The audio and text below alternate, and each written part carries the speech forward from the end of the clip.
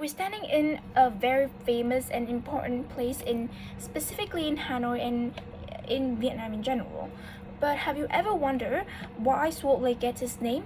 Because all you've imagined of sword is like fighting and war and stabbing each other, but actually Sword Lake gets its name from a 15th century legend. Emperor Le Loi ruled Vietnam at that time, was given a magical sword by the Golden Turtle, and he used it to defeat Ming Dynasty, which in the end helped him achieve victory and drive away the Ming Dynasty. After the victory, Emperor Le Loi was standing atop a royal boat and was revisiting the lake, the beautiful lake, when the golden turtle emerged from the water and asked Emperor Le Loi to have his sword back. Emperor Le Loi returned the sword to the turtle and then renamed the lake into Ho Hoan Kiem, or in English means Lake of the Returned Sword. But that is just the legend behind its name. The Sword Lake is actually the surviving enlargement remnant of an old watercourse connected to the Red River system. It is not connected now because during the late Chung Hung period, the Qing lords carried out major constructions around Thang Lam. They divided the large lake into two sections called Ta Vọng Lake and Hy Vọng Lake to make space for urban development. From 1884, the French colonial administration started filling Hy Vọng Lake and leave the Ta Vọng Lake there until now and becomes the Sword Lake. Do you guys know China, right? You know, right? China, counting all the dynasties, invaded Vietnam for roughly around 1,000 years and dozens of times. To say the exact numbers of time that they invaded Vietnam is not really possible. Written history and textbooks only mention big insignificant dominance of the Chinese, while small and insignificant ones weren't recorded. Therefore, we have no specific record of how many times the Chinese invade and dominate Vietnam, but we do have the approximately the total of years that China dominated Vietnam, which is 1,000 years. During more than 1,000 years of northern domination, China's imperial authorities, particularly under the Han, the Ming dynasties, and more, implemented oppressive policies that impacted the Vietnamese people. Documented historical abuses include violent political repression, forced cultural assimilation, heavy economic exploitation, both human resources and natural resources exploitation, and brutal forced labor.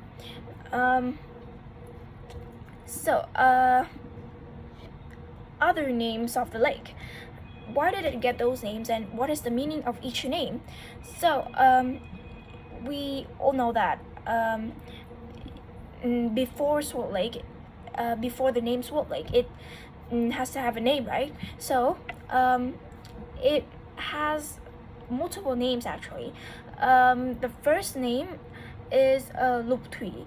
Literal meaning means the water in the lake was described as green throughout the year because of the plants inside the lake. No exact century, but roughly around ancient or medieval period.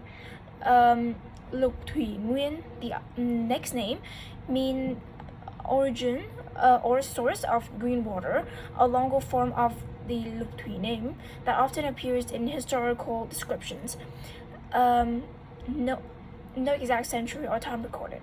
Lục Thủy Quân, meaning the lake, meaning that at that time the lake was used by the court for naval exercises and reviews. Thủy Quân means naval soldiers, and at that time they used for exercises and reviews, so they named the lake after its benefits, particularly associated with the Trần dynasty and later. Tả Vọng Lake, meaning one of the two sections created by the larger lake that was divided. Hy Vọng Lake means the other section of the divided lake. Hoàn Kiếm, closely linked to Emperor Lê Lợi sword return legend that I've mentioned before. Early 15th century, and it was named in the early 15th century and onward. Hồ Gươm, meaning Salt Lake, is the Vietnamese vernacular equivalent of Hoàn Kiếm Lake. They have the same meaning actually. It is the common and modern usage for people nowadays. We often call Hồ Gươm or Hoàn Kiếm, but we don't use Hy Vọng or Tả Vọng or Lục Thủy Quân, Lục Thủy Nguyên or Lục Thủy so much now. I think you've already wonder why the golden turtle, was so important in the Vietnamese culture. So, in Vietnamese mythology, turtles are often seen as wise and ancient creatures, representing the connection between the human world and the divine. One of the most famous legends that the golden turtle god, or we often call Kim Quy, plays a crucial role in the foundation of the Vietnamese nation, because we often see turtles living for like hundreds of years. So it is the symbols of wise and ancient and knowledge. Okay, the Hoàn Kiếm turtle, living in Hoàn Kiếm Lake and associated with historical legends, possesses unique characteristics. These features include soft shell resembling protective outer skin to protect the inside of the turtle, entirely lacking the hard shell found in other turtles worldwide. Here we can see the difference between Hoàn Kiếm Lake turtles and turtles from all around the world. Hoàn Kiếm turtles' size range from 1,700 to 2,000 millimeters, with a body weight between 120 and 220 kilograms. The head is larger, and the snout protrudes more compared to other turtle species globally, with a long neck, short and wide nose. The front and back legs have 3 claws each. What happened to the other turtles, or is there any other turtles living in the Hoàn Kiếm Lake now? The last known turtle, affectionately known as Cụ Rùa, meaning great grandfather turtle, which is how we call somebody that is old and have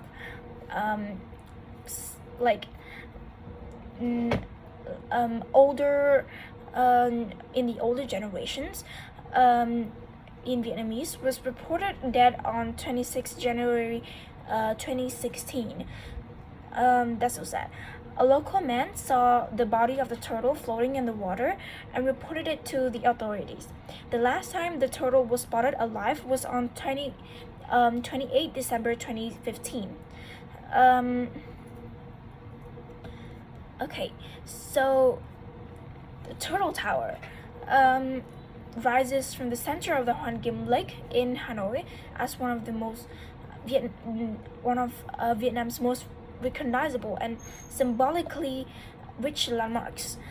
Built in 1886 by Mandarin Nguyễn Ngọc Kim, the tower commemorates the 15th century legend of King Lê Lợi with the Hoàn Kiếm Lake turtle, golden turtle god, the mythical tale that gave Hoàn Kiếm Lake its name, Lake of the Returned Sword. And a replica of the Statue of Liberty once crowned its rooftop during French colonial rule, making it a rare architectural fusion between Vietnamese tradition and the Gothic Western influence across the four symbolic tires. The architecture of the Turtle Tower is very special, combines between French Gothic elements with Vietnamese traditional design features. For example, Gothic arches includes the entrance and the windows on the lower floor, for which includes the first and the second, feature pointed arcs, characteristics of French Gothic architecture. Traditional curved roof. You see, the tower roof bears a strong influence of ancient Vietnamese architecture with multiple layers of curved top roof. This section often includes decorative details such as curved heads of dragons or moon motifs. Rectangular structure. The rectangular floor plan of the tower can also be seen as a Western influence.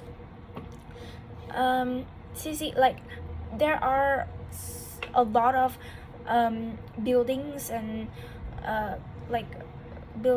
important buildings around Hanoi that was built by the French colonial administration. We still keep that now, but it is quite rare for a building architecture that was still normal and well kept until now, and was blended between Vietnamese traditional design features and also the French traditions. I think you've also wondered a little bit about Emperor, the other emperor that also helped the Vietnamese move to Hanoi. Lý Thái Tổ, born named Lý Công Uẩn in Bắc Ninh province, was the founding emperor of the Lý dynasty, which is a very important dynasty in Vietnam that contributed greatly to the histories and the culture, a lot of that. Ruling from 1009 until 1028, he famously moved the capital from Hoa Lư to Hoa Lư Ninh Bình to Thăng Long, or modern day Hanoi. Because he recognized its strategic economy and geographical advantage, so he laid the foundation for a centralized and prosperous independent state, and he also promoted Buddhism, which is a very crucial part of Vietnamese culture and tradition as the national guiding philosophy. So why did he move the capital from Hoa Lư to Thăng Long when the transition was very hard, and it is quite hard for the people, the citizens, to adjust to the changes? So why did he make that change? After taking over the throne, Emperor Lý Thái Tổ found out that Hoa Lư was narrow and rugged, and no longer adequate for the role of a capital and a peaceful country. He thought about moving the capital from Hoa Lư to Đại La Citadel, due to its easy traffic and communication in moving in all directions, sitting on a large flat plain with rich land for farming, trading, and crafts. High walls and wide rivers also protected Dalat from flood damage and kept the citizens and animals within the rivers and safe inside. So in the autumn of 1010, Emperor Li Taido wrote the famous Thiên Đô Chiếu to inform and explain the reasons why he wanted to move the capital to his citizens.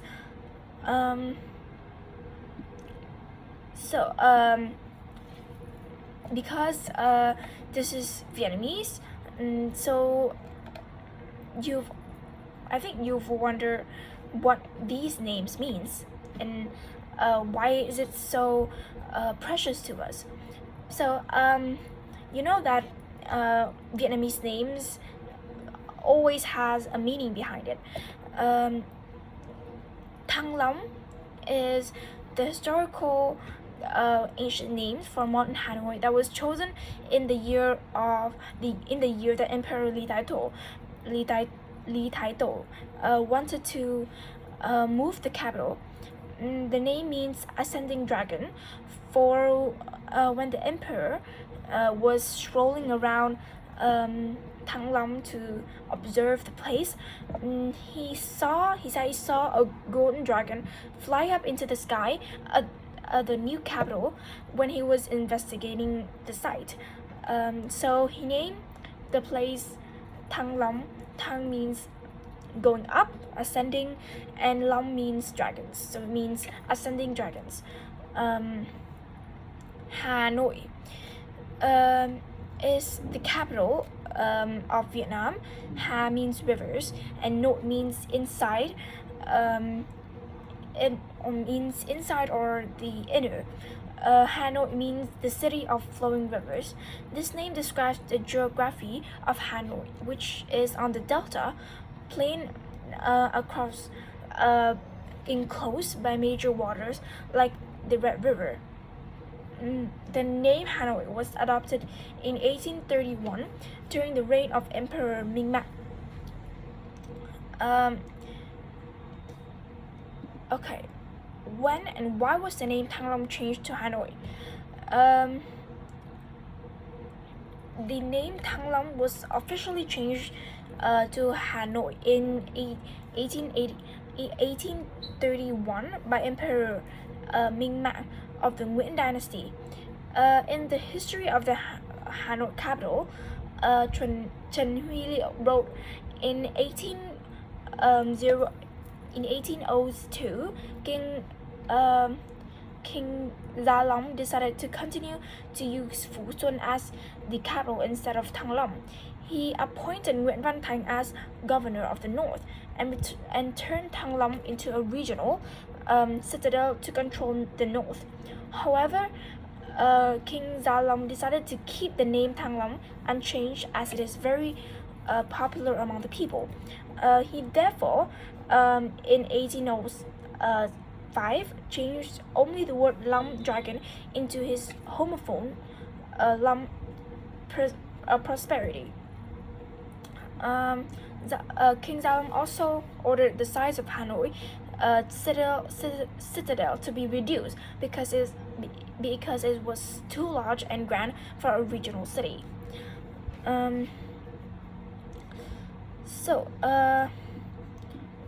Ngọc Sơn Temple. Ngọc Sơn Temple begins. The story begins in the autumn of 1841 in the early 19th century, under the reign of the later Lê dynasty, led by the scholar Nguyễn Văn Siêu. It is located in the middle of the Salt Lake, and is mainly associated with Văn Dương Đế Quân, a Taoist deity connected to the literature and examinations, and the famous Vietnamese military leader Trần Hưng Đạo, who defeated the Mongol Yuan forces in the 13th century. So, Taehook Bridge is a bridge that leads to Ngopsan Temple. Means the place where morning sunlight rests, or concentrated brilliance, a name that perfectly captures the scene at dawn when golden lights floods the vermilion structure. The name was chosen by its creator, the scholar and poet Nguyễn Văn Siêu, who wanted the bridge to represent physical crossing, orientation toward light, knowledge, and spiritual clarity. Taehook Bridge was built in 1865 by scholar Nguyễn Văn Siêu during the reign of King Tự Đức as the centerpiece of a grand architectural restoration of the entire Ngopsan Temple complex. The bridge has survived over 160 years of history, 2 major restorations, and the weight of millions of crossing feet. In 1865, scholar Nguyễn Văn Siêu repaired Ngopsan Temple complex and built Trần Pavilion, Taehook Bridge, and Phan Tower, turning the entire site into a grand architectural complex at Hoàn Kiếm Lake. Pen Tower. It kind of looks like a pen, right? It is pointing toward the sky. In 1865, Nguyễn Văn Siêu repaired the temple, as I already said, and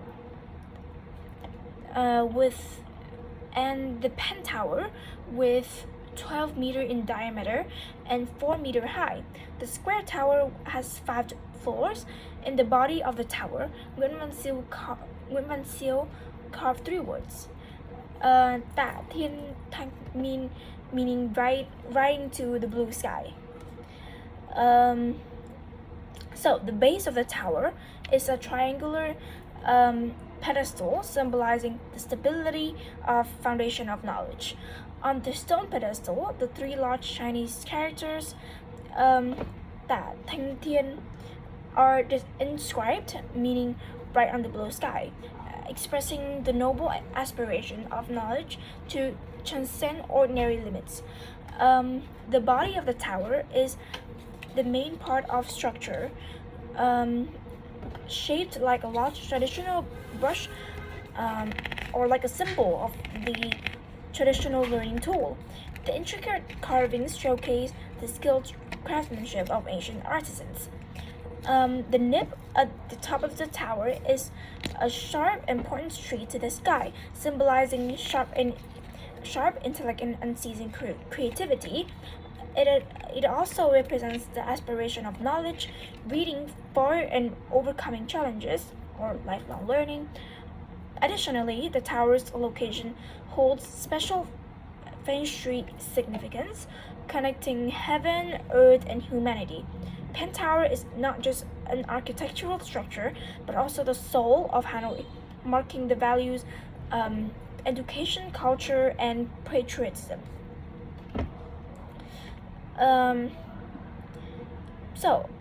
Why do we choose turtle as the holy creatures of Vietnamese culture? Because the 4 sacred cultures of Vietnam includes dragon, phoenix, turtle, and kilin, or unicorn. In the Vietnamese culture, they hold immense significance. These mythical beings represent universe, natural balance, offering spiritual protection and blessings. Rooted in ancient legends and beliefs, legends and myths, these creatures have long been embedded in the country's historical, culture, and religious fabric. Why do we have to differentiate pagoda and temple? Because in Vietnam, it means complete difference. A pagoda is called chùa, and it refers specifically to a Buddhist place of worship. Pagodas are sacred spaces where monks and nuns live, chant sutras, and perform Buddhist rituals, specifically Buddhist. They are often open to the public for prayers, meditation, and offerings. While temples are called đền or miếu in Vietnamese, and they are primarily dedicated to gods, heroes, and historical figures and or spirits that we often worship in the Vietnamese cultures. And it happens in Vietnamese folk religion, Taoism, or Confucianism. Okay, I think that's it. Bye.